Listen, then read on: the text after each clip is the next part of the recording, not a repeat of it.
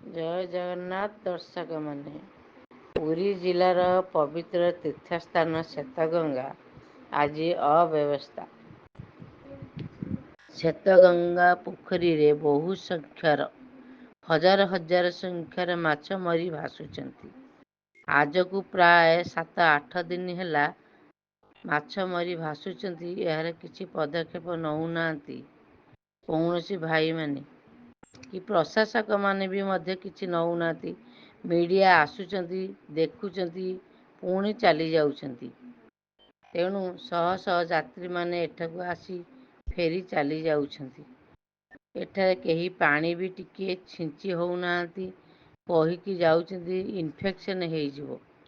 ତେଣୁ ମୁଁ ପ୍ରଶାସନକୁ ଏତିକି ନିବେଦନ କରୁଛି, ଏହା ଯଥାଶୀଘ୍ର କିଛି ପଦକ୍ଷେପ ନିଅନ୍ତୁ।